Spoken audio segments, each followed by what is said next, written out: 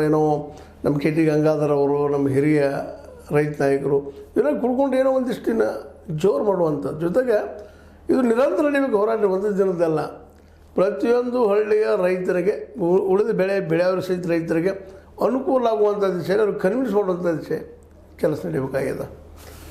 ಯಾಕಂದ್ರೆ ಪ್ರತಿ ರೈತರು ಗೊತ್ತಾಗಬೇಕು ನಮಗೆ ಏನು ಅನ್ಯಾಯ ಆಗ್ಲಿಕ್ಕತ್ತದ, ನಮ್ಮ ಮಾರ್ಕೆಟಲ್ಲಿ ಹೆಂಗೆ ಮೋಸ ಮಾಡ್ತಾ ಇದ್ದಾರೆ, ತೂಕದಲ್ಲಿ ಹೆಂಗೆ ಮೋಸ ಮಾಡ್ತಾ ಇದ್ದಾರೆ. ಈಗ ಗೊತ್ತದ, ಬರೀ ಈಗ ಇರೋದು ಏನಪ್ಪ ಕಬ್ಬಿಂದು ಒಂದು ಅದ, ಇನ್ನುಳಿದ ಬೆಳೆಗಳ ಬಗ್ಗೆ ಏನು ಮೂಮೆಂಟ್ ಇಲ್ಲ ಅನ್ನೋದು ಅಷ್ಟೇ ಗಮನ. ಆದರೆ ಈಗ ಅದು ಆಗಬೇಕಾಗಿದೆ.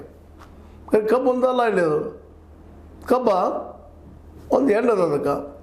ಅದೇ ಕಾಲಕ್ಕೆ ಇನ್ನುಳಿದ ಬೆಳೆಗಳಿಗೂ ಬೆಲೆ ಕೇಳುವಂಥ ಇವತ್ತು ಸಂದರ್ಭ ಮುಂದೆ ಬಂದುಬಿಟ್ಟದ. ಬೆಂಬಲ ಬೆಲೆ ಬೇಡ ನಮಗೆ, ಬೆಂಬಲ ಬೆಲೆ ಇಲ್ಲಿವರೆಗೆ ಕೇಳಿದರು ರೈತರು, ಸಾಕಷ್ಟು ಹೋರಾಟ ಮಾಡಿದರು, ದೆಹಲಿಯಲ್ಲೂ ಕೇಳಿದರು, ಇಲ್ಲಿವರೆಗೆ ಕೊಟ್ಟಿಲ್ಲ. ಬೆಂಬಲ ಬೆಲೆ ಕೊಡ್ತಾರೆ, ಆದರೆ ಕಾನೂನು ಇಲ್ಲ. ಕಬ್ಬಿಗೆ ಕಾನೂನದ, ದುಡ್ಡು ಸಿಗೋಂಗಿಲ್ಲ.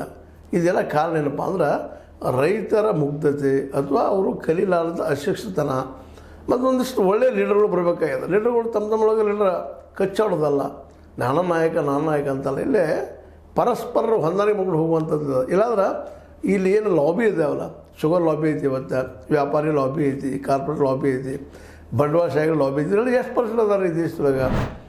5-6% ಅದಾರ. ಆ 5-6% ಜನ ಇಡೀ ಒಂದು ವ್ಯವಸ್ಥೆ ಅಂತ ಹೇಳಬೇಕು ಮನುಷ್ಯರು ಹೊರಟಿದ್ದಾರೆ. ರೈತರು ಯಾವ ಪ್ರಮಾಣದಲ್ಲಿ ಕಬ್ಬು ಬೆಳಿತಾರಪ್ಪ ಅಂತಂದ್ರೆ, ಇವು ಏನು ಇವತ್ತು 81 ಫ್ಯಾಕ್ಟ್ರಿಗಳಿದ್ದಾವೆ, ಅವ್ರಿಗೆಲ್ಲ ಆಹಾರ ಹಾಕೋಂಗದಾರ. ಅವ್ರಿಗೆ ಬದುಕನ್ನು ಕೊಟ್ಟಿದ್ದಾರೆ ಅಷ್ಟೇ. ಇವರು ಹೇಳ್ತಾರೆ ನಾವು ರೈತರು ಉಪಕಾರ ಮಾಡತ್ತೀವಿ ಅಂತೇಳಿ. ರೈತರು ಉಪಕಾರ ಮಾಡೋದು ಎಲ್ಲದ ಇಲ್ಲಿ, ರೈತರೆಲ್ಲರೂ ಉಪಕಾರ ಮಾಡ್ತಾ ಇದ್ದಾರೆ. ಇವತ್ತಿನ ಈ ದೇಶದ ಎಲ್ಲ ವ್ಯಾಪಾರಿ ವರ್ಗ ಆಗಿರ್ಬೋದು, ಯಾರೋ ಆಗಿರ್ಬೋದು, ರೈತರ ಋಣದಲ್ಲಿದ್ದಾರೆ ಅವರು. ಆದರೆ ಈ ರೈತರಿಗೆ ಇದು ನಾವು ಅವ್ರಿಗೆ ಋಣ ಮಾಡಿದ್ದೀವಿ, ನಾವು ಅವ್ರಿಗೆ ಸಹಾಯ ಮಾಡಿದ್ವಿ ಅಂತ ಮನೋಭಾವ ಪಾಪ ಅವರಲ್ಲಿಲ್ಲ.